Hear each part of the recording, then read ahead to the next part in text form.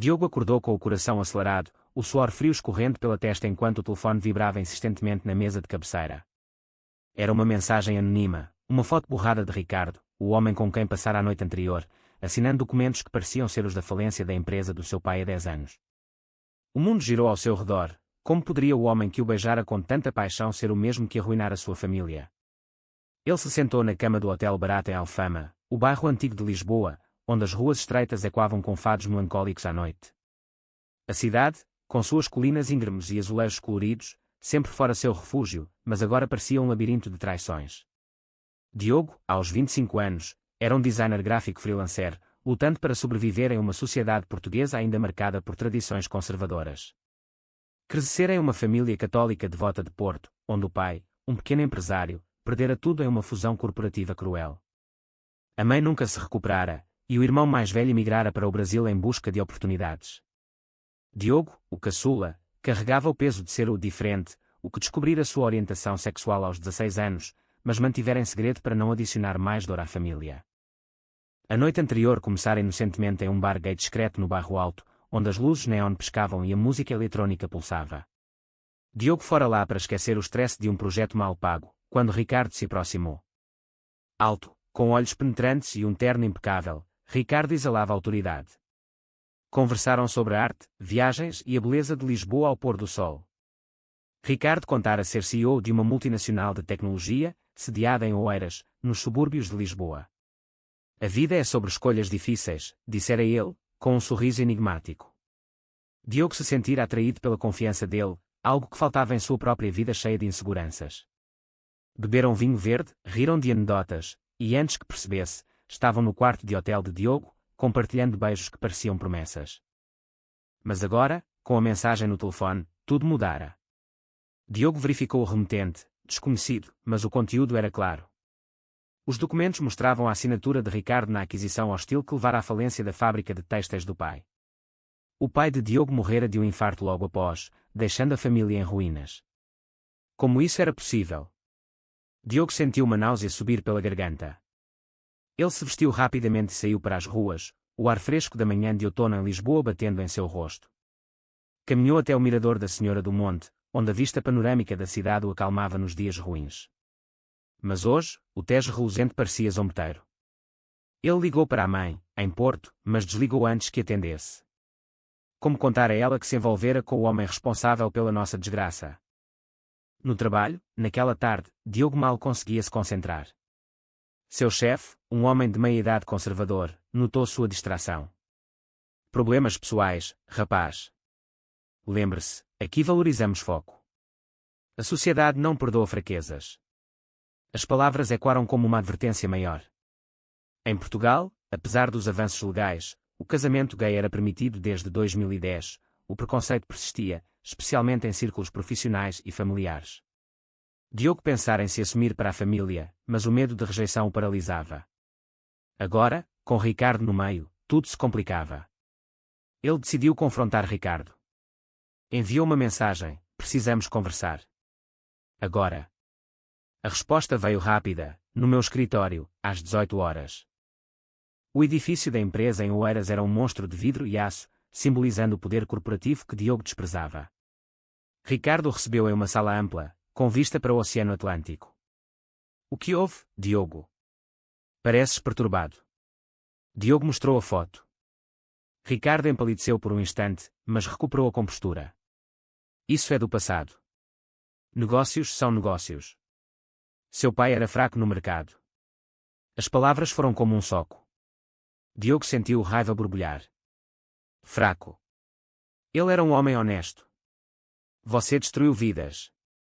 Ricardo se aproximou, tocando seu braço. Mas entre nós, há algo real. Não mistura as coisas. Diogo recuou, o conflito interno rasgando-o. Como poderia se apaixonar por alguém assim? Ele saiu correndo, deixando Ricardo sozinho com seus segredos. De volta a Lisboa, Diogo encontrou o amigo Tiago, seu confidente desde a universidade. Tiago, abertamente gay e ativista, ouviu a história em um café no Chiado. Isso é loucura, Diogo. Mas você precisa decidir, vingança ou amor. A sociedade já nos julga o suficiente. Diogo assentiu, mas dentro de si, o turbilhão crescia. Ele pensou no pai, nas noites em que o via chorar pela perda.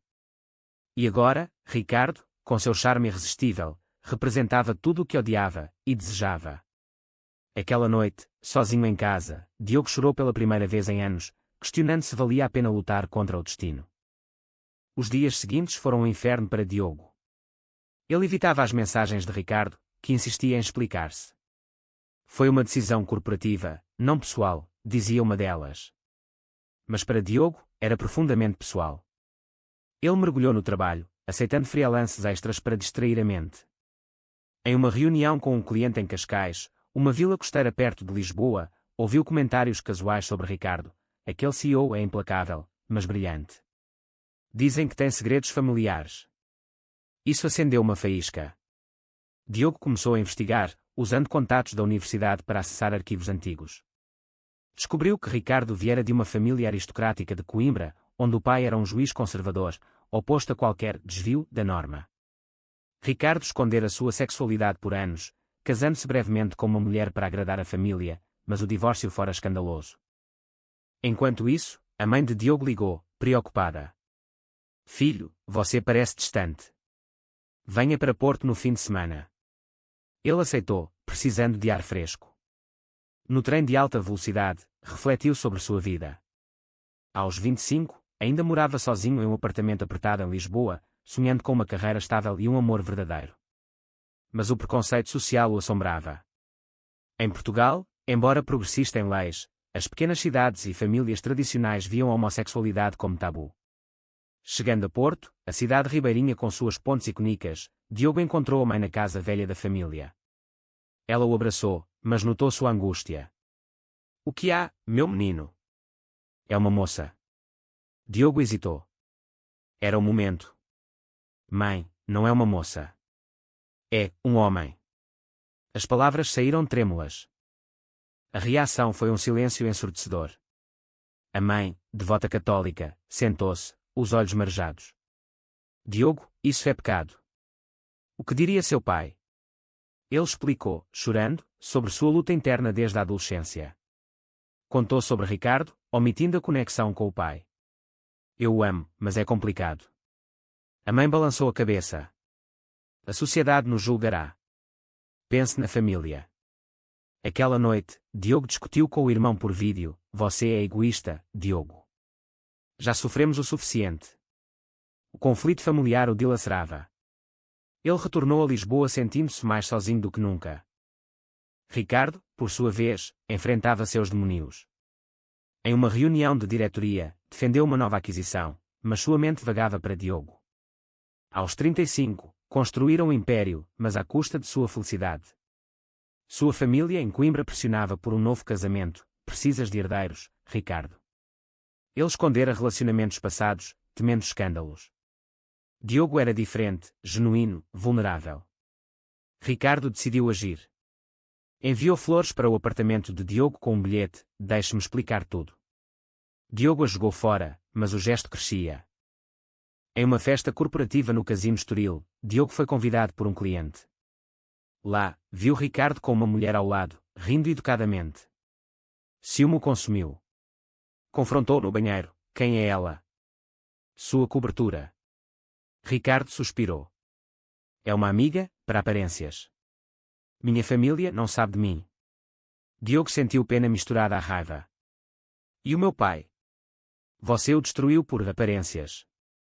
Ricardo admitiu: foi uma ordem do meu antigo chefe, mas eu assinei. Arrependo-me, mas não posso mudar. Eles se beijaram impulsivamente, mas Diogo se afastou. Isso é tóxico. De volta para casa, Diogo recebeu outra mensagem anônima: cuidado, Ricardo tem mais segredos. Quem estava por trás disso? Ele suspeitou de um rival corporativo. O stress afetava sua saúde, noites insones, perda de apetite. Tiago aconselhou: confronte a sociedade, Diogo. Participe de uma marcha LGBT em Lisboa. Mas Diogo temia a exposição. A pressão montava, e ele sabia que uma escolha errada poderia custar tudo.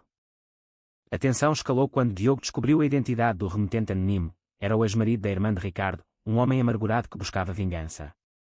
Ele o encontrou em um café em Sintra, cercado por palácios ferital. Ricardo arruinou meu casamento com mentiras, disse o homem. Agora, arruinará você. Diogo ouviu histórias de traições passadas de Ricardo, relacionamentos escondidos que terminavam em dor. Isso abalou sua confiança. Ele confrontou Ricardo em sua mansão em Belém, com vista para o mosteiro dos Jeronimos. Você é um mentiroso, gritou. Ricardo, pela primeira vez vulnerável, chorou.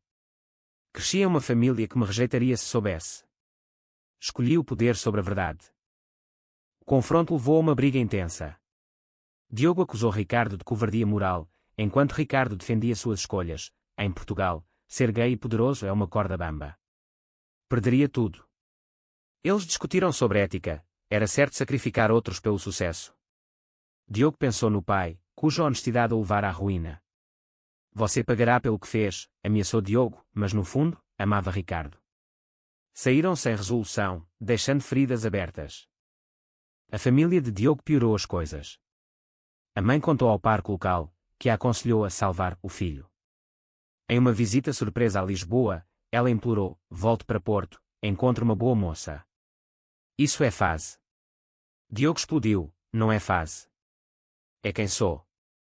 A discussão terminou em lágrimas, com a mãe partindo magoada. O irmão cortou contato temporariamente. Diogo sentiu o peso da rejeição familiar, comum em muitas histórias LGBT portuguesas, onde a tradição colide com a modernidade. Ricardo, pressionado pela diretoria, considerou demitir um funcionário gay abertamente para manter a imagem conservadora. Isso o atormentava, era hipocrisia. Ele procurou terapia secretamente, questionando suas escolhas. Em uma noite chuvosa, encontrou Diogo em um bar no Príncipe Real, o bairro gay de Lisboa. Eu te amo, Diogo. Vamos fugir disso. Mas Diogo recusou: amor não apaga traições. Ainda assim, passaram a noite conversando, compartilhando dores. Ricardo revelou que ajudara anonimamente a família de Diogo após a falência, enviando dinheiro. Foi minha culpa indireta. Diogo ficou confuso: redenção ou manipulação? O clímax veio em uma conferência em Faro, no Algarve. Diogo foi como freelancer, Ricardo como palestrante. Lá, um escândalo explodiu, fotos deles juntos vazaram online. A mídia portuguesa, sempre ávida por fofocas, rotulou: CEO em romance gay secreto. A família de Ricardo enfureceu-se, o pai o deserdou por telefone. Você envergonha os antepassados. Diogo enfrentou assédio online, comentários homofóbicos questionando sua masculinidade. A sociedade portuguesa, dividida entre progressismo urbano e conservadorismo rural, debateu o caso. Diogo teve que escolher: negar tudo ou assumir publicamente.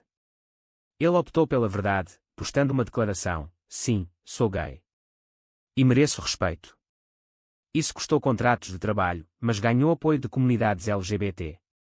Ricardo, porém, recuou, negando o relacionamento para salvar a empresa. É pelo bem maior, disse ele. Diogo sentiu a traição como uma facada. A traição de Ricardo deixou Diogo devastado.